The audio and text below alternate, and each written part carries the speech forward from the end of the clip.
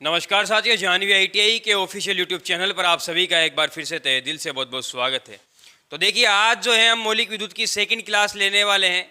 काफ़ी important topics जिसमें आज हम देखेंगे। ज़्यादातर तो मेन तो हमारा परमाणु रहने वाला है, बाकी ऊपर भी जो है पदार्थ भी, जो पदार्थ की आपने अवस्था है 3 प्रकार की पढ़ी, लेकिन अपन 5 प्रकार की आज अवस्थाएं देखने वाले हैं कि पदार्थ की 5 प्रकार की अवस्थाएं कौन सी होती है और कौन सी अवस्था में क्या होता है। ठीक है, तो वीडियो शुरू करने से पहले, क्लास को शुरू करने से पहले आप सभी से निवेदन है कि जो भी चैनल पर नया है, चैनल को सब्सक्राइब करके बेल आइकन को ऑन कर लीजिए और अपने सभी साथियों में वीडियो को शेयर जरूर से कर दीजिए। और जैसे कि तुम्हारे कमेंट्स आ रहे हैं तो उनके लिए बहुत बहुत धन्यवाद।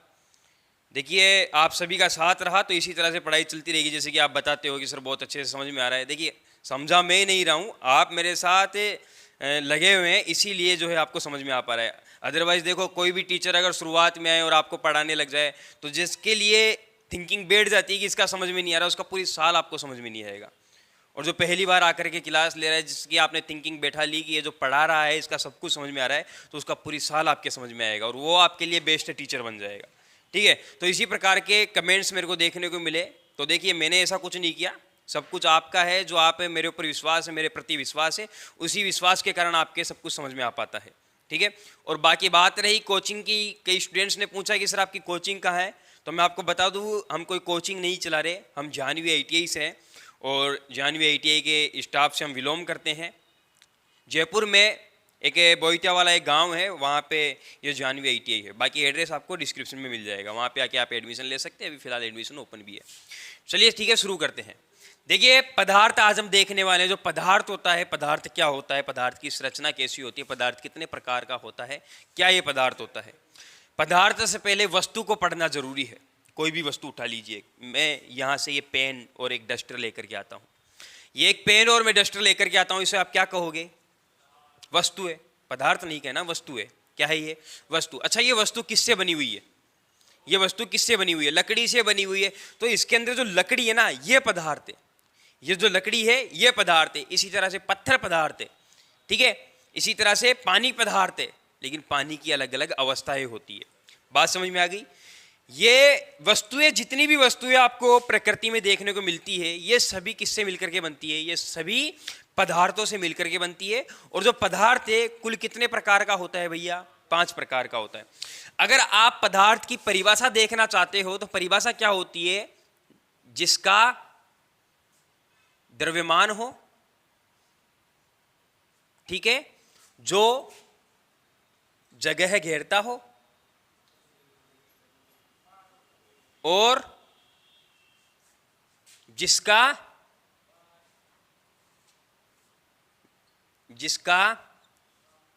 आयतन निश्चित हो। ठीक है, ये क्या कहलाता है? क्या कहलाता है? ये पदार्थ कहलाता है। अब आप कह रहे हो कि सर जिसका भार भी हो, तो भार और द्रव्यमान बात एक ही है। भार और द्रव्यमान बात एक ही है, ये पदार्थ की परिभाषा होती है। देखिए, कोई भी, मैं एक पदार्थ ले लेता हूं, ये मैंने एक डस्टर उठाया या एक पेन उठाया। अगर मैं, जो इलेक्ट्रिकल कांटा आता है, ठीक है, जिसको नापतोल के लिए काम में लिया जाता है, तो वहां पे अगर मैं इसका यूज करूंगा, उसको यूज करूंगा, इसको कुछ ना कुछ वजन जरूर होगा, तो ये इसका भार हो गया। अच्छा ठीक है, मैं इस डस्टर को यहां हाथ पे रख देता हूं। इसने क्या किया?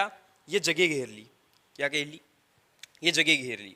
तो इसने जगह भी घेरी है, तो एक तरह से वस्तु हो गई। ठीक है, पानी जो है, पानी को मैं अगर जमीन पे गिराऊंगा तो वो कुछ ना कुछ जमीन पे जगह अपनी जरूर बनाएगी, तो वो आयतन हो गया। ठीक है, तो इस तरह से ये पदार्थ होता है। अब पदार्थ आपने समझ लिया। अब इसके बाद में देखते हैं पदार्थ कितने प्रकार का होता है। देखिए, पदार्थ जो होता है कुल 5 प्रकार का होता है, जिसमें सबसे पहला पदार्थ आता है ठोस पदार्थ। कौन सा पदार्थ आता है? ठोस पदार्थ। ये जो ठोस पदार्थ है, इसको हम हाथ में आराम से जकड़ सकते हैं। जैसे कि आपके डस्टर का बार बार एग्जांपल दे रहा हूँ, क्योंकि अभी हमारे पास यही उपलब्ध है, इसीलिए इसको मैं हाथ में जकड़ सकता हूँ। इसका निश्चित भार है, इसका निश्चित आयतन है, तो ये क्या हो गया? ये ठोस हो गया, ठोस पदार्थ। ठीक है, ठोस पदार्थ ये हो गया। तो यहाँ पे इसकी परिभाषा, जिसका द्रव्यमान हो, ठीक है, जो जगह घेरता हो और जिसका आयतन निश्चित हो, ये क्या होते हैं? ठोस पदार्थ होते हैं। जैसे कि कॉपर हो गया, ठीक है, एल्यूमिनियम हो गया, और इसके अलावा पीतल हो गया, पत्थर हो गया, ये सभी ठोस पदार्थों के अंतर्गत आते हैं। लकड़ी हो गई, ये सभी ठोस पदार्थ हैं। इसके बाद में हमारे पास जो पदार्थ आता है वो द्रव्य पदार्थ आता है। देखिए पेट्रोल होता है, ठीक है, पारा होता है, पेट्रोल, पारा, जल, ये सभी द्रव्य पदार्थों के अंतर्गत आते हैं। द्रव्य पदार्थ यानी लिक्विड में जो होते हैं, जो लिक्विड टाइप होते हैं, पानी होता है, पानी लिक्विड टाइप होता है, पारा होता है। तो यहाँ पे ये द्रव्य हो गया। द्रव्य कौन से पदार्थ हो गए? जल हो गया। अच्छा, इसकी परिभाषा क्या होगी? जिसका भार हो, ठीक है, और जिसका आयतन निश्चित हो। आयतन निश्चित हो, ठीक है, समझ में आ गई? अच्छा, जगह क्यों नहीं लिखी मैंने? जगह इसलिए नहीं लिखी क्योंकि लिक्विड है, उसका आयतन आएगा, जगह नहीं आएगी, उसका आयतन आएगा कि वो कितना एरिया में फैल चुका है, ठीक है। तो वो इसके बाद में ये आ गए आपके पास, जो जिसका भार हो और जो जिसका आयतन निश्चित हो। तो ये क्या हो गया? लिक्विड हो गया। अब लिक्विड के अंदर अगर इसके कुछ एग्जाम्पल्स की बात करें तो एग्जाम्पल क्या हो गया? जल हो गया, पारा हो गया, और इसके अलावा जल हो गया, पारा हो गया, पेट्रोल हो गया, डीजल, और 2 3 4 5 बहुत सारे होते हैं, मिट्टी का तेल हो गया, ये सभी लिक्विड फॉर्म में आते हैं। कहे जाए तो जो जितना भी लिक्विड होता है वो सभी द्रव्य के अंतर्गत आता है, ये द्रव्य पदार्थ होते हैं। तो पदार्थ की हमने 2 अवस्थाएं देख ली, ठोस अवस्था और द्रव अवस्था। इसके बाद में हमारे पास आती है गैस अवस्था। गैस अवस्था में पदार्थ पाया जाता है। अगर बात करें गैस में, जैसे कि एलपीजी गैस हो गई, हाइड्रोजन हो गई, ठीक है, ये सभी भी क्या है? ये सभी पदार्थ ही है। क्या है? ये सभी भी पदार्थ ही है। तो ये क्या होगी भाई? ये गैस वाले पदार्थ हो गए, जिसके अंदर अगर इसकी परिभाषा बताए, जिसका भार निश्चित हो, ठीक है, भार निश्चित हो, लेकिन ना तो आयतन निश्चित रहेगा, ना जगह निश्चित रहेगी। जिस आकृति में आप इसको डालोगे उसी आकृति में ये बन जाएगी, ठीक है। ये गैस हो गई। बात समझ में आ गई? जैसे कि अगर इसके एग्जाम्पल देखें तो एग्जाम्पल क्या हो जाएंगे? हाइड्रोजन, एलपीजी, ठीक है, इसके अलावा और 2 3, ठीक है, कोई नहीं, कार्बन डाइऑक्साइड, कार्बन डाइऑक्साइड, ये क्या हो गए? ये इसके एग्जाम्पल्स हो गए।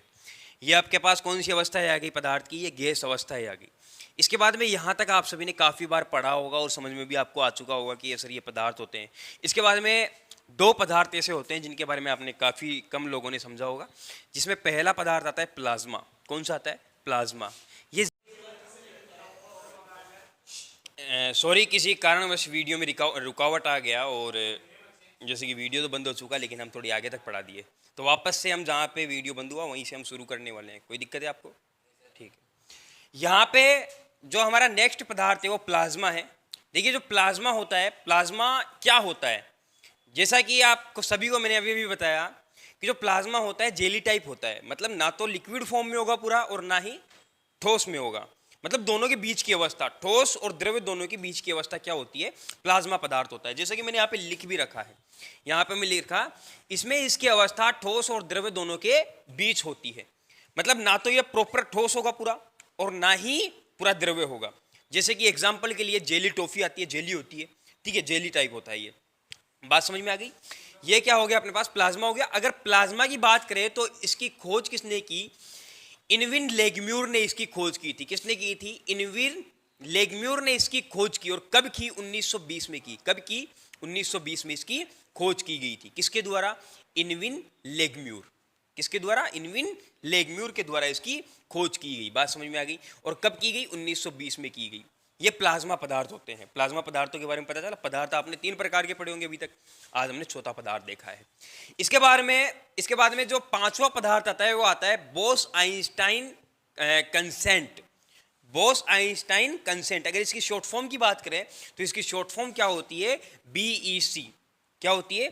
BEC इसकी शॉर्ट फॉर्म होती है। और इसकी खोज किसने की? सत्येंद्र नाथ बोस ने इसकी खोज की थी। किसने की थी? सत्येंद्र नाथ बोस ने इसकी खोज की। कब की? 1924 से लेकर के 1925 के बीच में हुई है। देखिए, प्लाज्मा की खोज जो है 2020 में हो गई। उसके 4 साल बाद किसकी खोज हुई? बोस आइंस्टाइन पदार्थ नामक पदार्थ होता है, बोस आइंस्टाइन कंसेंट नामक पदार्थ होता है, BEC। उसकी खोज कब की? प्लाज्मा के 4 साल बाद 1924 से 1925 के बीच में हुई। ठीक है, ये हमने 5 प्रकार के पदार्थ देखे। अब ये जो बोस आइंस्टाइन जो पदार्थ है, ये क्या होता है? ऐसा पदार्थ होता है जो 0 डिग्री सेल्सियस से कहाँ तक, 273, ठीक है, 273 डिग्री सेल्सियस तक ठंडा हो सकता है, -200 डिग्री सेल्सियस तक, ठीक है। ये ऐसे पदार्थ होते हैं। बाकी इसके पॉइंटों के आगे एक दो शब्द और हो सकते हैं, तो मैं कभी भी आपको बता दूंगा, ठीक है। तो ये आपके पास BEC पदार्थ हो गया। BEC पदार्थ क्या होता है पता चल गया। इसके बाद में हम बात करते हैं अणु की। देखिए अणु क्या होता है। हम प्रकृति के अंदर इतने सारे पदार्थ देखते हैं, लोहा, पंखा, ये सभी किससे मिलकर के बनी, ये पदार्थों से मिलकर के बने हुए हैं। किससे मिलकर के बने हुए हैं, पदार्थों से। ये सभी वस्तुएं पदार्थों से मिलकर के बनी हुई है। पदार्थ हमने पढ़ लिया है। तो क्या पदार्थ किसी से मिलकर के नहीं बना। एग्जाम्पल के लिए डस्टर ले लेता हूं मैं, ये मार्कर ले लेता हूं। मार्कर किससे मिलकर के बना हुआ है, प्लास्टिक के छोटे छोटे कणों से मिलकर के बना हुआ है, ठीक है। इसके बाद में ये लकड़ी जो है, अगर मान लो कि ये लास्ट अगर इसकी सीमा है, तो ये देखिए मैंने इसका थोड़ा सा हिस्सा तोड़ लिया है, ये थोड़ा सा हिस्सा टूट करके हाथ में आ गया है, तो ये भी लकड़ी है एक तरह से, ये भी पदार्थ हो गया। तो ये इसी प्रकार के बहुत सारे कणों से मिलकर के ये डस्टर बना है, ठीक है। तो इन्हें हम क्या कहते हैं, इन कणों को हम कहते हैं अणु। क्या कहते हैं भैया, अणु कहते हैं। तो अणु क्या होता है, अणु वह होता है जिसको रासायनिक क्रियाओं द्वारा तोड़ा जा सके और रासायनिक क्रियाओं में भाग ले सके, जिसको और छोटे कणों में तोड़ा जा सके और जो रासायनिक क्रियाओं में भाग ले सके, ये क्या होता है, अणु होता है। जैसे कि लोहे का चूर्ण हो गया, ठीक है, मिट्टी के दाने जैसे, ये सभी क्या होते हैं, ये सभी अणु होते हैं। इन अणुओं से मिलकर के ही हम क्या बनाते हैं, पदार्थ बनाते हैं, ठीक है। अब आप मेरे को ये बात बताइए, जैसे कि हमारे पास ये एक अणु आ गया, ये अणु आ गया, क्या मैं इस अणु को और छोटे भागों में नहीं तोड़ सकता, अणु को और छोटे भागों में नहीं तोड़ सकता, अणु को हम और छोटे भागों में तोड़ सकते हैं। अणु किससे मिलकर के बना है, अणु मिलकर के बना है परमाणु से। किससे, परमाणु से। तो जो वस्तु है, वस्तु का सबसे छोटा कण क्या कहलाता है, परमाणु कहलाता है। क्या कहलाता है, परमाणु कहलाता है। अभी यहाँ बात खत्म नहीं हुई, ठीक है, बहुत सारे लेजेंड्स है और इससे आगे भी बात को बढ़ा दिए, यहाँ पे बात खत्म नहीं हुई थी। अब इसके बाद में परमाणु तक हम पहुंच गए। अणु क्या हो गया आपको पता चल गया। परमाणु की बात करते हैं। यहाँ पे जो परमाणु होता है, परमाणु क्या होता है, जो अणु किससे मिलकर के बनता है, परमाणु से मिलकर के बनता है। परमाणु जो होता है रासायनिक क्रियाओं में भाग लेना चाहिए, मतलब वो रासायनिक क्रियाओं में भाग ले सके। रासायनिक क्रियाएं मैंने आपको पढ़ा रखी है, जैसे कि बैटरी में रासायनिक क्रिया होती है, तो उसके अंदर हम इलेक्ट्रोलाइट डालते हैं, तो इलेक्ट्रोलाइट के अंदर परमाणु होता है और उसके अंदर रासायनिक क्रिया होती है, तो ऐसा पदार्थ ही क्या कहलाता है, ऐसा पदार्थ ही परमाणु कहला सकता है, ठीक है। अब यहाँ पे जब परमाणु होता है, ये कितना बड़ा होता होगा भाई, इसकी कोई ना कोई साइज तो होती होगी, कुछ ना कुछ साइज तो होती होगी। जैसे कि मान लीजिए एक बार के लिए ये हमारे पास कोई परमाणु है, ठीक है, क्या है हमारे पास, ये परमाणु है, और जो परमाणु की त्रिज्या होगी वो कितनी हो जाएगी, 10 की घात -10 मीटर। ये क्या हो गई, ये इसकी त्रिज्या हो गई। क्या हो गई, ये इसकी त्रिज्या हो गई। और अगर एग्जाम में क्वेश्चन आ जाए कि इसको मापा किस में जाता है, तो नैनोमीटर में मापा जाता है। किस में मापा जाता है, नैनोमीटर में। तो परमाणु की त्रिज्या को किस में मापा जाता है, नैनोमीटर में मापा जाता है, याद रखिएगा। परमाणु की त्रिज्या को नैनोमीटर में मापा जाता है और परमाणु की त्रिज्या मीटर में कितनी होती है, 10 की घात -15 मीटर। त्रिज्या की बात हो रही है, व्यास की बात नहीं हो रही, त्रिज्या की बात हो रही है। तो ये परमाणु हो गया। अब मैं आपको परमाणु के बारे में थोड़ा बहुत बताना चाहता हूं। देखिए परमाणु जो होता है, इसकी संरचना क्या होती है, सौरमंडल से मिलती जुलती है। सौरमंडल से मिलती जुलती का मतलब यहाँ बीच में सूर्य की तरह एक नाभिक होता है। जैसे बीच में अभी सूर्य होता है वायु सौरमंडल में, वैसे ही क्या होता है, अपने यहाँ पे परमाणु के अंदर नाभिक होता है। क्या होता है, नाभिक होता है। और इस नाभिक के चारों ओर क्या होती है भैया, दीर्घवर्तीय कक्षाएं होती है। क्या होती है, दीर्घवर्तीय कक्षाएं। दीर्घवर्तीय यानी अंडाकार कक्षाएं होती है। कैसी कक्षाएं होती है, अंडाकार कक्षाएं होती है। बात समझ में आ गई। जैसे कि बना के दिखा देता हूं, इस तरह से ये कक्षाएं होती है। ये नाभिक के चारों ओर इस तरह से दीर्घवर्तीय कक्षाएं होती है। ये आपके पास ये जो टोटल संरचना है, ये टोटल संरचना परमाणु की संरचना है। और यहाँ पे इन कक्षाओं के अंदर इलेक्ट्रॉन चक्कर लगाता है। कौन चक्कर लगाता है, इलेक्ट्रॉन, प्रोटॉन, न्यूट्रॉन के बारे में नेक्स्ट क्लास में देखेंगे। अभी सिर्फ इतना याद रखो, इन कक्षाओं के अंदर कौन चक्कर लगाता है, इलेक्ट्रॉन चक्कर लगाता है। और यहाँ जो नाभिक होता है, इसके अंदर प्रोटॉन और न्यूट्रॉन अवस्थित होता है। कौन अवस्थित होता है, न्यूट्रॉन और प्रोटॉन।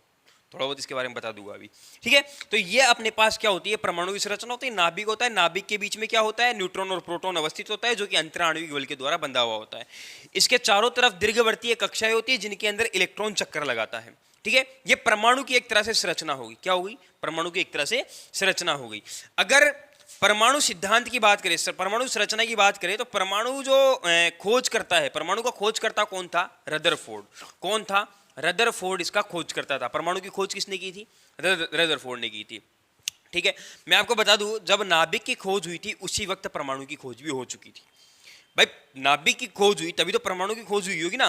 भाई आप मान लीजिए रोटी के अंदर, जैसे कि रोटी बन गई, रोटी के बीच में आप कुछ देख रहे हैं, तो कब देख रहे? रोटी बनने के बाद देख रहे ना। तो जिस वक्त नाभिक की खोज हुई उसी वक्त क्या हो गई थी? परमाणु की खोज भी हो गई थी। और दोनों की खोज किसने की? रदरफोर्ड ने की थी। किसकी ने की थी? रदरफोर्ड ने की थी। कुछ समय बाद रदरफोर्ड जी जो है समाप्त हो गया उनका मामला। इसके बाद में दूसरा महापुरुष आया जिसने परमाणु का सिद्धांत दिया, जॉन डाल्टन। किसने? जॉन डाल्टन ने परमाणु का सिद्धांत दिया। किसने दिया था? John Dalton. ये नाम याद रखना, ठीक है। जॉन डाल्टन ने क्या किया? परमाणु का सिद्धांत दिया। जॉन डाल्टन ने इसका परमाणु सिद्धांत दे दिया। परमाणु सिद्धांत के बारे में बताया, मतलब जो परमाणु होता है ये ऐसा होता है, ठीक है, इसके अंदर इलेक्ट्रॉन इस प्रकार से वर्क करता है, नाभिक के अंदर न्यूट्रॉन प्रोटॉन इस प्रकार से वर्क करते हैं। ये किसने बताया? ये जॉन डाल्टन ने बताया, ठीक है। जॉन डाल्टन ने इतना बता दिया कि इसके बीच में न्यूट्रॉन प्रोटॉन होगा और यहां पे कौन होगा? कक्षाओं में इलेक्ट्रॉन होगा। केवल इतना कह दिया। इसके बाद में नेक्स्ट महापुरुष आया। कौन आया भैया? नील्स बोर, ठीक है। इसने विश्लेषण किया, ठीक है। इसने क्या किया? इसने विश्लेषण किया। नील्स बोर ने विश्लेषण किया। मतलब केवल जॉन डाल्टन ने इतना बताया, यहाँ पे न्यूट्रॉन प्रोटॉन है और कक्षाओं में इलेक्ट्रॉन है, बाकी वर्किंग प्रोसेस नहीं बताई, ठीक है। वर्किंग प्रोसेस किसने बताई? नील्स बोर ने बताई। भाई साहब ये परमाणु होगा, परमाणु के चारों तरफ दीर्घवर्तीय कक्षाएं होगी। इन दीर्घवर्तीय कक्षाओं के अंदर क्या होगा? इलेक्ट्रॉन होगा, जो कि दो प्रकार की गति करेगा। कितने प्रकार की? दो प्रकार की गति करेगा। पहली गति हो जाएगी कक्षीय गति। कौन सी गति? कक्षीय गति। दूसरी गति अक्षीय गति, ठीक है, दूसरी अक्षीय गति। तो यहाँ पे अक्षीय गति का मतलब क्या है? देखिए, अक्षीय गति का मतलब है एक ही जगह पे, जैसे कि बॉल है, बॉल को आप एक ही जगह पे घुमा दो तो एक जगह पे घूमती रहती है बॉल, तो उसको अपने ही अक्ष पे घूमना बोलते हैं। एग्जाम्पल के लिए बताऊं, काफी जगह कोई जो ऑफिस होते हैं, सरकारी ऑफिस होते हैं, ठीक है, ऑफिस जो प्राइवेट भी होते हैं, उनके अंदर एक अर्थ का जो होता है ना, अर्थ बना हुआ होता है, ग्लोब, ठीक है, ग्लोब होता है। वो ग्लोब अपने ही अक्ष पे घूमता है, एक ही जगह पे घूमता है, तो उसको अक्षीय गति बोलते हैं। क्या बोलते हैं? अक्षीय गति बोलते हैं। इसके बाद में अक्षीय गति तो हो गई, अब ये कक्षा क्यों बनाई है? कक्षा का भी तो कोई तो काम होगा। जैसे कि इस कक्षा के अंदर ये इलेक्ट्रॉन है, तो इस कक्षा के अंदर ये इलेक्ट्रॉन इस तरह से चक्कर लगाते हैं। जैसे कि सूर्य स्थिर होता है, सूर्य के चारों ओर पृथ्वी चक्कर लगाती है, ठीक है, उसी प्रकार से इलेक्ट्रॉन नाभिक के चारों ओर चक्कर लगाता है। तो पहली गति कौन सी हुई? अक्षीय गति, जो कि अपने ही स्थान पे इलेक्ट्रॉन कर रहा है। दूसरी गति हुई अक्षीय गति, जो कि नाभिक के चारों ओर इलेक्ट्रॉन कर रहा है, ठीक है। ये दो प्रकार की गतियां हो गई। इसके बाद में नील्स बोर ने बताया कि जो न्यूट्रॉन और जो प्रोटॉन है, ठीक है, इन दोनों के बीच में जो गैप होगा, कितना होगा? 3 से 4 फर्मी। 3 से 4 फर्मी इन दोनों के बीच में गैप होगा। मतलब जॉन डाल्टन ने तो केवल इतना बताया कि ये दोनों यहाँ पे है, ठीक है, इतना बता दिया। इसके बाद में नील्स बोर ने बताया कि इन दोनों के बीच में 3 से 4 फर्मी का गैप होगा, दोनों के बीच में। भाई कोई तो गैप होगा, तो ये गैप कितना हो जाएगा? 3 से 4 फर्मी का गैप होगा। इसके अलावा इसने बताया कि यहाँ पे जो नाभिक के अंदर न्यूट्रॉन और प्रोटॉन है, ये अंतर आणविक द्वारा बंधे हुए होते हैं। अंतर आणविक, ठीक है, अंतर आणविक बल द्वारा आपस में बंधे हुए होते हैं। और बंध करके कौन सा बंध बनाते हैं? सहसंयोजी बंध बनाते हैं। सहसंयोजी बंध, मतलब बंध बनाने के अंदर एक दूसरे की सहायता प्रदान करते हैं। सहसंयोजी बंध का मतलब है एक दूसरे की सहायता प्रदान करना। ऐसा बंध क्या कहलाता है? सहसंयोजी बंध कहलाता है। और दोनों के बीच में जो बल लगता है, मतलब यहां पे मान लीजिए ये न्यूट्रॉन हो गया, ये प्रोटॉन हो गया, दोनों के बीच में जो बल लग रहा है, कौन सा बल लग रहा है? कौन सा बल लग? अंतराण्विक बल लग रहा है। कौन सा बल लग रहा है? अंतराण्विक बल लग रहा है। और कौन सा बंध बनाया इन्होंने? सहसंयोजी बंध बनाया। और न्यूट्रॉन और प्रोटॉन के बीच में गैप कितना होता है? सभी न्यूट्रॉन प्रोटॉन के बीच में गैप कितना रहेगा? 3 से 4 फर्मी का गैप रहेगा, ठीक है। इसके बाद में दीर्घवर्तीय कक्षाएं होगी, दीर्घवर्तीय कक्षाओं में इलेक्ट्रॉन चक्कर लगाएगा। और इलेक्ट्रॉन किस प्रकार की गति करेगा? कक्षीय और अक्षीय दोनों प्रकार की गति करेगा। तो ये हमने क्या देख ली, ये परमाणु की संरचना हमने देख ली। अभी इसके बाद में जो नेक्स्ट क्लास होने वाली है, नेक्स्ट क्लास में हम देखेंगे न्यूट्रॉन, प्रोटॉन और इलेक्ट्रॉन के बारे में संक्षिप्त में जानेंगे। ठीक है, खोज किसने की, आवेश कितना होता है, भार कितना होता है, एग्जिट भार कितना होता है, केजी में भार कितना होता है, ग्राम में भार कितना होता है, ठीक है, सभी का देखेंगे। त्रिज्याएं कितनी होती है, खोज किसने की, कब की, ये सभी हम नेक्स्ट क्लास में देखेंगे। तो मोस्ट इंपॉर्टेंट क्लास रहेगी नेक्स्ट क्लास। तो नेक्स्ट क्लास में हम चाहते हैं कि आप फिर से हमारे साथ जुड़े और हमारा सहयोग करें। ठीक है, तो मिलते हैं इसी प्रकार के धमाकेदार वीडियो में फिर से, और मिलते हैं इसी प्रकार की धमाकेदार क्लास में फिर से। Thank you.